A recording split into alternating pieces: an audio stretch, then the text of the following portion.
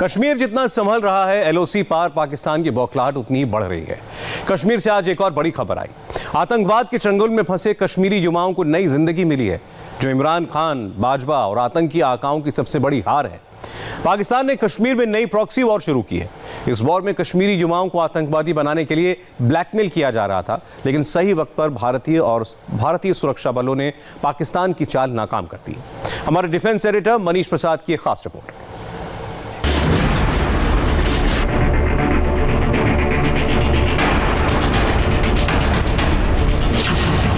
हथियार छोड़े, सरेंडर किया, फिर पाकिस्तान का राज खोला। कांटेक्ट दिया सहल ने और उसके बाद मैं +92 पाकिस्तान के साथ कांटेक्ट बात में कर रहा है। वो बोल रहा मैं आपको एक्टिव करूंगा। मैंने उसको बोला ठीक है। फिर उसके बाद उसने काम दिया, मुझे ग्रेनेड दिया इस्लामाबाद अस्पताल में। फिर मैंने वहाँ से फर्स्ट टंकी से लाया, बाथरूम से, फिर वहाँ से मैंने लाया। फिर मैंने काम किया। उसके बाद मैंने ग्रेनेड फेंका। ग्रेनेड फेंकने पर पाकिस्तान से पैसा मिलता है। उमर ने ग्रेनेड दिया, उसने 1000 के लिए बोला था। क्या कहा? मैं 1000 दूंगा, ग्रेनेड चलाओ। तुमने फिर क्या किया? सर मैंने बोला नहीं, मैं नहीं चलाऊंगा। सर मैंने एजाज को बोला, दूसरे बंदा उसको दिया, तो सर उसने चलाया। फिर एजाज ने 72 हूर का ख्वाब, जन्नत को जहन्नुम बनाने का प्लान। ये से जन्नत मिलती है, जिहाद करो और जन्नत में हूरे मिलते हैं, फिर वहाँ से उनके साथ शादी करो जन्नत में। सर यही बोला था। आपको लगता है ये जिहाद नहीं है, जहालत है? हाँ सर, जहालत है, जिहाद नहीं है। अब हमें समझ आया। जिहाद के नाम पर बच्चों के हाथों में पाकिस्तानी पिस्तौल। 16 साल के भी लड़के हैं इसमें, 15 साल के लड़के भी हैं, 20 से कम बहुत लड़के हैं इसमें, इस तंजीम में जिनको गुमराह किया गया है सर। इस तंजीम में तकरीबन 45 लड़के हैं सर, 40 सिर्फ पिस्टल पे है, और उसमें से भी कुछ बहुत सारे लड़के ऐसे हैं जो खाली हाथ है। व्हाट्सएप से भर्ती होती, फेसबुक से टास्क दिया जाता। फेसबुक थ्रो या मतलब किसी ऐप के थ्रू बोलेंगे कि मतलब क्या किसको मारना है, कहाँ पे जाना है। तो हमने शुरू किया, हम मतलब ज्वाइनिंग में थे, तो उन्होंने ऑडियो रिलीज़ किया। हम मतलब अपने फील्ड में चले आए थे कुलगामा सर।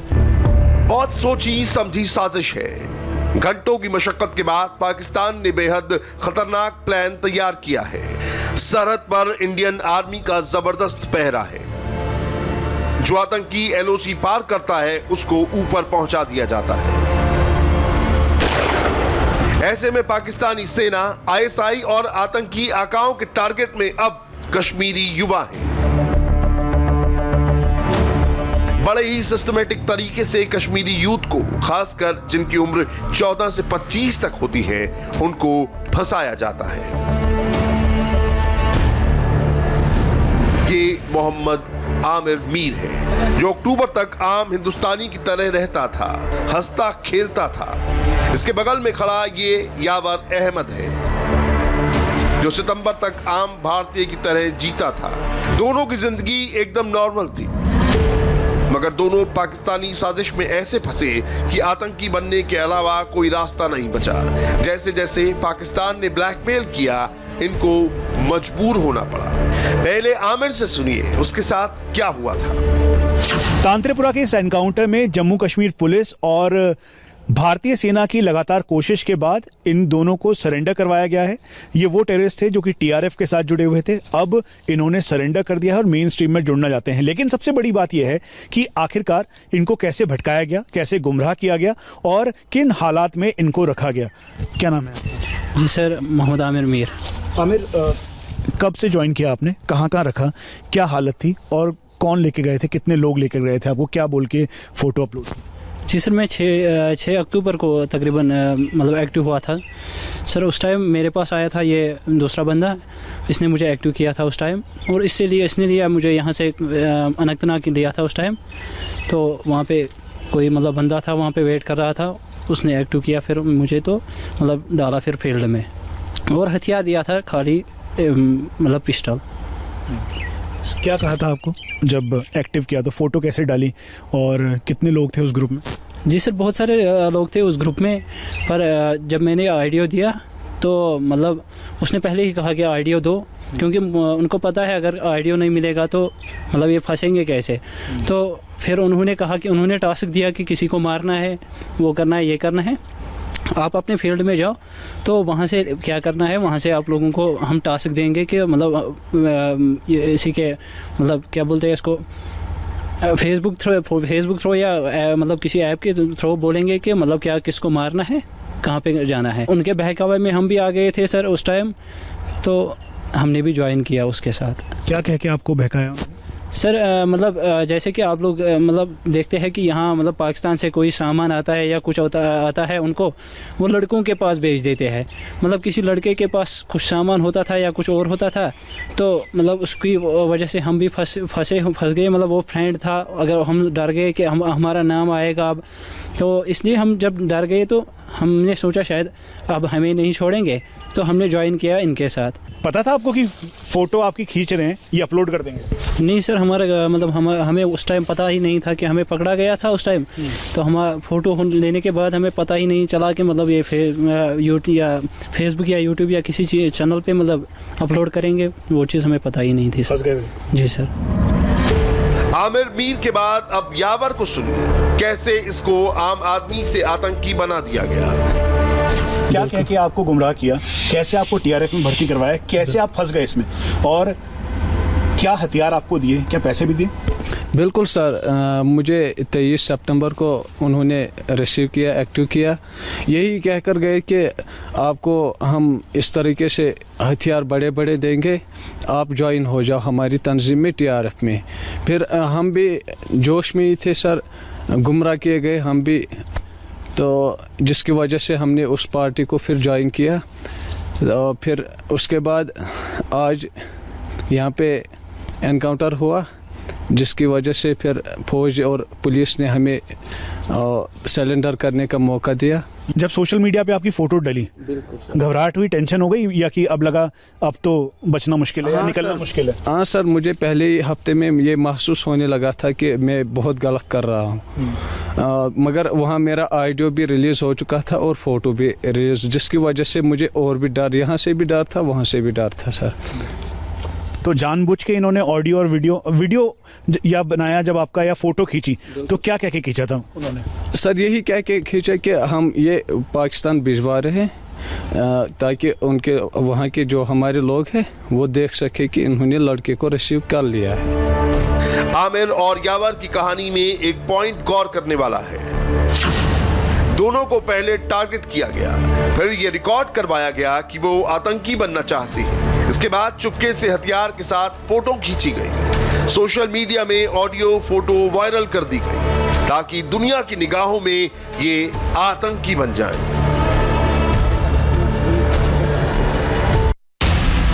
आमिर और यावर अहमद की फोटोज पाकिस्तान में बैठे आतंकी आकाओं ने सोशल मीडिया में वायरल की और फिर हथियार उठाने को मजबूर किया। इन दोनों को नए आतंकी संगठन टीआरएफ ने फंसाया। टीआरएफ यानी द रेजिस्टेंस फ्रंट, ये लश्कर तैयबा की नई कश्मीर ब्रांच है। लश्कर तैयबा का सरगना हाफिज सईद है, जो पाकिस्तान में छिपा हुआ है। आर्टिकल 370 हटने के बाद पिछले साल टीआरएफ को लॉन्च किया गया। टीआरएफ में स्थानीय लड़कों को माइंड वॉश करके शामिल किया जाता है। ये सब कैसे होता है, उन्हीं की जुबानी सुनिए, जो टीआरएफ के चंगुल से अभी अभी छूट कर आए। जो आमिर हैं, बिल्कुल सर, जो आपका, उसके साथ कितने लड़के थे, उन्होंने क्या बोला आपको और कैसे अपने साथ जोड़ा? उस टाइम उसके साथ सर 2 ही बंदे थे। उन्होंने यही कहा कि हम आपको हथियार भी देंगे, वेपन भी देंगे, बस आपको खाली फील्ड खड़ा करना है। फील्ड खड़ा करना मतलब क्या होता है? वही मतलब होता है कि आपको अपने इस तंजीम में लड़कों को फंसाना है, किस तरीके से फंसाना है, ये सब उसने बताया था। क्या क्या बोला था, कैसे बताया था? यही कि लड़कों को बताओ कि आप तैयार हो जाओ, हम आपको हथियार देंगे, फौज के खिलाफ लड़ना है या और किसी के खिलाफ लड़ना है। जितने भी यहाँ काम करते थे फौज का, उनके खिलाफ कैसे लड़ना है, यही सब सर। ट्रेनिंग देते थे वो? हथियार चलाने की ट्रेनिंग दी कभी? नहीं सर, वो ट्रेनिंग नहीं देते थे। कितने हथियार हैं उन लोगों के पास, कैसे कैसे हथियार थे? सर उस टाइम उसके पास AK-47 थी सर, और पिस्टल 1। मुझे भी पिस्टल 1 ही दिया था गया सर, पिस्टल 1, उसमें 1 ही राउंड था सर। और उसी को दिखाना था और रेकी करनी थी, कहाँ कहाँ पे क्या हो रहा है? बिल्कुल सर। बिल्कुल पैसे मिलेंगे, ऐशो आराम होगी, सारी चीज़ें मिलेंगी, ऐसे बोलते थे? बिल्कुल सर, पैसे भी भिजवा देते थे वो। उसके बाद ये भी कहा जाता था कि हम आपको हथियार भेजेंगे, लेकिन भेजा कुछ नहीं। पैसे कितने दिए उन्होंने, क्या बोला पैसे देते वक्त, कि आपने मांगे थे उनसे? नहीं सर, वो खुद वही से कह रहे थे कि पैसे ज़रूरत तो नहीं है, यही सब कह रहे थे, बाकी कुछ नहीं सर। आपको क्या टास्क दिया था?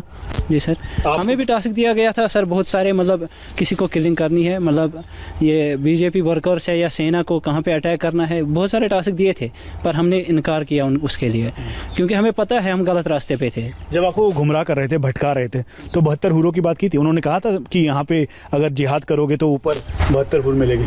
जी सर, उसमें ये बात होती है। इन दोनों की बातों से एक बात तो एकदम साफ है, आतंकियों के टारगेट में सेना, सुरक्षा बल, सरकारी अफसर और बीजेपी है। कश्मीर में पिछले कुछ वक्त से बीजेपी कार्यकर्ताओं पर हमले की लगातार खबरें भी आ रही हैं। भारतीय सेना की सख्ती के बाद आतंकी संगठन ने नई योजना लागू की है। जो नया आतंकी शामिल होता है उसको पिस्तौल और सिर्फ एक गोली मिलती है। जब वो दूसरे आतंकी को संगठन में जोड़ता है तो उसको आमेर कहा जाता है। सरल शब्दों में सीनियर कह सकते हैं। आमेर को चाइनीज पिस्टल और 8 गोली मिलती है। इसके बाद कई आतंकी बनाने के लिए बड़ा हथियार यानी AK-47 दी जाती है। TRF संगठन आतंकियों की एक चेन तैयार कर रहा है। आपके वेपन में कितनी गोली दी उन्होंने? सर मैं एक ही गोली थी पहले राउंड में। और आपके? सर मेरा पहला, जब मैं एक्टिव हुआ था उस टाइम मुझे पिस्टल एक दी गई थी, उसमें एक ही राउंड था। फिर जब मैंने इसको रिसीव किया उसके बाद मुझे चाइनीज़ पिस्टल दी गई, उसमें 8 राउंड थे, और फिर वो 1 राउंड वाला इसको दिया गया। तो ऐसे पूरी चेन थी जो तैयार करनी थी? बिल्कुल सर, हाँ बिल्कुल। तो कहा होगा कि पैसे मिलेंगे, ऐशो आराम होगी, सारी चीज़ें मिलेंगी, ऐसे बोलते थे? बिल्कुल सर, पैसे भी भिजवा देते थे वो। उसके बाद ये भी कहा जाता था कि हम आपको हथियार भेजेंगे, लेकिन भेजा कुछ नहीं।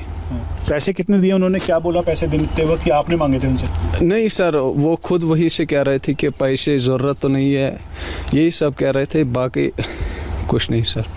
सोशल मीडिया के जरिए आपके जो आमिर हैं, जो आपके बड़े TRF के बड़े आतंकी थे, वो आप लोगों को बोलते थे कि इतने पैसे लो, इसकी रेकी कर लो, या किसी, क्योंकि बार बार ये कहा गया कि सरपंचों की रेकी कर रहे थे आप लोग? बिल्कुल सर, हमें एक टास्क दिया था कि जब ये इलेक्शन हो रहा था तो उस टाइम हमारे अमीर ने हमें फ़ोन किया था कि आपके पास जो ग्रेनेड 2 है उनको किसी जगह फेंक आओ। फिर हमने उसको मना किया ये करने से, ताकि हमें पता था कि हम गलत कर रहे हैं, हम और ज़्यादा गलत नहीं कर सकते थे। कहाँ फेंकने के लिए कहा था, किसी के ऊपर? हाँ सर, जब वो वोटिंग में जाते थे तो उसी वो पोलिंग बूथ पे सर।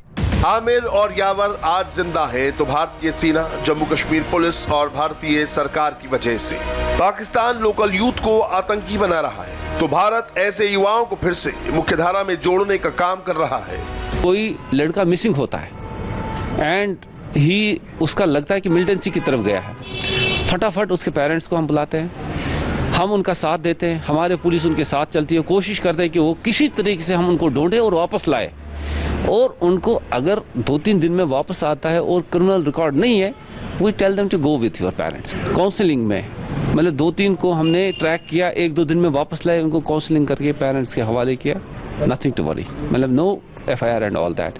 मतलब कोशिश पुलिस की ज़बरदस्त कोशिश है कि जो लड़के जो भड़के हुए हैं, जो मिलिटेंसी का रास्ता, इस तशद्दुद का रास्ता अपनाते हैं, उनको किसी तरीके से वापस लाया जाए और उनको फिर मेन स्ट्रीम, मतलब वो अपनी नॉर्मल जिंदगी, नॉर्मल पढ़ाई वढ़ाई करें। कैमरे पर ये वो लोग हैं जो पाकिस्तानी चाल में फंसकर आतंकी बन गए थे। सेना, सुरक्षा बल देश के खिलाफ हथियार उठा लिए थे।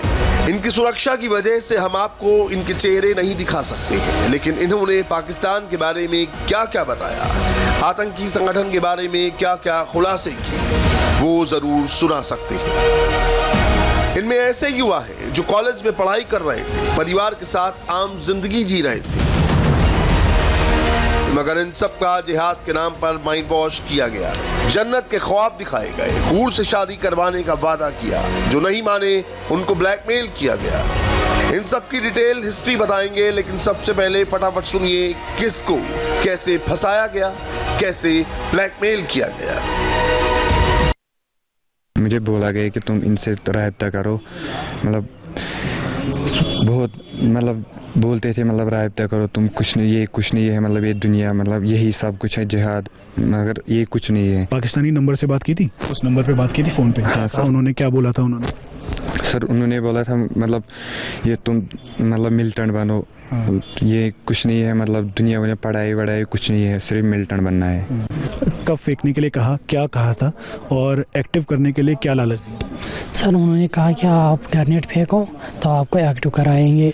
फिर सर मैंने जब बोला मैंने फेंका तो उन्होंने फिर एक्टिव नहीं किया, तो मैंने उसके साथ लड़ाई की कि यार आपने कहा था एक्टिव कराओगे, तो फिर हमने बात 3-4 महीने बाद हम नहीं करते थे अब आज तक। वो ग्रेनेड कहाँ से लाके दिया था? उसने क्या कहा था ग्रेनेड देते हुए? सर उसने ये मुझे पता नहीं उसने कहाँ से लाया, उसने ये बोला कि आप ग्रेनेड फेंको आपको एक्टिव कराएंगे। फिर फेंका ग्रेनेड? जी सर मैंने दूसरे बंदे को दिया। उसने फेंका? सर उसने भी किसी और को दिया, फिर उसने फेंका। कुछ कहना चाहोगे उन लोगों के लिए जिनको गुमराह कर रहे हैं, उन लड़कों को? बस यही कहना चाहता हूँ कि अपनी माँ बाप की खिदमत करो और किसी के दबाव में मत आ जाओ, और किसी अपने माँ बाप पढ़ाई करो और अच्छी ज़िंदगी जी लो। ग्रेनेड फेंकना क्या सही था लगता है आपको?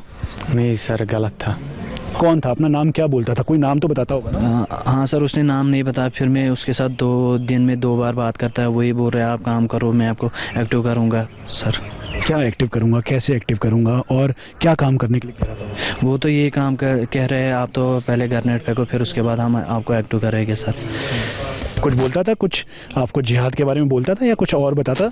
ये बोलता है जिहाद, आप जिहाद करो आपको पैसा मिलेगा, आपको हुर्रा मिलेगा। सर आप जिहाद करो, मुजाहिद बनोगे तो आपको जन्नत मिलेगी, तो इसलिए भड़काते हैं सर। क्या सर? हुर्र मिलेगी बात? हाँ सर, हाँ सर। पूरा बताओ, वही बताओ कि क्या बोलते थे तुम्हें, ये उमर ने तुम्हें क्या बोला, पूरा सब कुछ बताओ। सर उमर ने यही बोला था कि इससे जन्नत मिलती है, जिहाद करो और जन्नत में हुर्रे मिलते हैं, फिर वहाँ से उनके साथ शादी करो जन्नत में। सर यही बोला था। आपको लगता है ये जिहाद नहीं है, जहालत है? हाँ सर जहालत है, जिहाद नहीं है। अब हमें समझ आया कि ये गलत रास्ता है सर, और हम शुक्रगुजार हैं कि डीएसपी साहब के कि इसने हमें इस गलत रास्ते से बचाया। लश्कर तैयबा था उस तंजीम का नाम। हाँ उसने बताया था लश्कर तैयबा, और उसने बताया था मेरा नाम अब्दुल्ला है। जी सर। उसको आपके घर का पूरा हुलिया पता था? ग्रेनेड जहाँ छुपा के रखा था उसने? वो तो नहीं उसको मालूम था। हाँ वो तो ग्रेनेड कहाँ छुपा के रखा था उसने? कहाँ से लेने के लिए कहा था आपको? वो उधर दूसरी जगह है उधर। हर किसी के बयानों में कुछ बातें बड़ी कॉमन हैं। आतंकी संगठन से जुड़ने के लिए पहले ग्रेनेड फेंककर पहला टेस्ट पास करना होता है, जिसके बाद एलओसी पार बैठा आतंकी उनको एक्टिव करेगा। एक्टिव यानी अपने साथ जोड़ेगा। लेकिन जब एक फोन से ग्रेनेड फेंके जा सकते हैं तो फिर जोड़ना क्यों? यही सोच है इन लड़कों के सामने आतंकवादियों को किसी हीरो की तरह पेश किया गया था, जैसे वो बहुत अच्छा काम करता हो। जोश में अक्सर युवा होश खो बैठते हैं, मगर ये एक बार नहीं सोचते हैं उनके फैसलों से उनके माता पिता पर क्या बीतेगी। इन्हीं की तरह ओवैस भी बहकर जिहादी बनने निकल गया था। उस वक्त उसके मम्मी पापा का क्या हाल हुआ था, वो आज एक युवा को जरूर सुनना चाहिए। ओवैस कब की बात है, कहाँ चला गया था, कैसे चला गया था, आपको पता लग पाया कहाँ गया वो? नहीं हमको पता नहीं था। 3 दिन में खुद वापस आया। उसने 2-3 दिन के बाद वो खुद ही वापस आया। उसने हमको यही फोन किया मैं वापस आऊंगा आप, लेकिन आप हमने फिर एसएसपी अवंतीपुरा से ताहिर सलीम साहब से बात की, फिर उसने बोला हमारे पास ले आओ, हमने उसके पास लाया। फिर ये हम थैंकफुल है मतलब ये अवंतीपुर पुलिस वालों की। आपका क्या है? महमूद है। ओवैस कैसे गया था, पहले तो बताइए, गया कैसे, गायब कहाँ हुआ? और चिंता हो गई होगी माँ पिता पूरे परिवार को भी, कहाँ? चिंता तो हो गई थी, चिंता बहुत हो गई थी, लेकिन वो घर से अच्छे से निकला, मतलब कोई बात नहीं हुई थी घर में। 3 दिन घर में हम फोन लगाए थे, फोन स्विच ऑफ आ रहे थे। 3 दिन के बाद वो उसने खुद फोन किया कि मैं कहीं नहीं गया, मैं घर वापस आऊंगा, लेकिन मेरे को टेंशन है कि पुलिस मेरे को ढूंढी गई और घर वाले भी मुझे सताएंगे। हमने उसको इत्मीनान दिया, ना घर वाले सताएंगे ना पुलिस सताएगी। हम पुलिस पुलिस से बात करेंगे, आप आओ, हम आपको खुद ले जाएंगे थाने। जब वो आया तो हमने खुद, माँ बाप उसके साथ थी, मैंने उसका अपने हाथ से पकड़ा और एसएसपी के सामने पेश किया। फिर कोई बात नहीं हुई, ना उसके साथ कोई ज्यादती ना हमारे साथ। हमने फिर उसको 2 दिन के बाद घर। लेकिन जब चला गया होगा और फोन बंद होगा, रो रो के बुरा हाल हो गया होगा आपका? बहुत बुरा हाल, वो तो अल्लाह ही जानता है, बहुत बुरा हाल होगा। आपके बेटे की उम्र के और बेटे हैं जो अलग अलग तंजीमों में, उनको कुछ कहेंगे उनके माँ बाप के लिए? क्योंकि रोते हुए हमेशा तस्वीरें आती हैं माँ की। आज भी एक शोपियां की माँ की तस्वीर है कि अपनी अपील कर रहे थे। बच्चों के लिए अपील है कि माँ बाप उनके लिए क्या कुछ नहीं करते, अपने आप को क्या कुछ नहीं करते, पैसे कहाँ से लाते हैं, कहाँ पर उनके के लिए खर्च करते हैं, प्राइवेट कॉलेजों में भेज देते हैं। वो अपील है उनसे कि वो उसकी कदर करे। माँ बाप आराम से बैठो, अपना काम करो, पढ़ाई करो। बाहर कुछ रखा नहीं है, जो भी है सो घर में है। बाहर तो कोई भविष्य नहीं है, ये तो पता नहीं, मतलब जाएंगे तो 2 दिन के बाद 3 दिन के बाद पता नहीं, फिर लाश आ जाती है। इनकी जिंदगी कोई नहीं है। हाँ, घर में बैठो, अपना काम करो, अपना भविष्य बनाओ, अपने घर वालों का बनाओ। पाकिस्तान कश्मीरी युवाओं को फंसाकर ब्लैकमेल करके हथियार उठाने पर मजबूर कर रहा है ताकि एलओसी बिना पार किए हुए ही उसके नापाक मंसूबे पूरे हो सके। लेकिन उसकी ये चाल भी नाकाम साबित हुई। भारतीय सरकार मजबूरी में फंसे हुए अपने बेटे को मरने नहीं दे, बल्कि हर एक कश्मीरी यूथ को वापस लौटने का, अपने माँ बाप के साथ रहने का, दोबारा जिंदगी जीने का पूरा मौका दिया जा रहा है। यही पाकिस्तान की सबसे बड़ी हार है। परसों प्रधानमंत्री मोदी किसानों को एक और सौगात देने वाले हैं। इस पर पूरा डिटेल बस एक ब्रेक के बाद।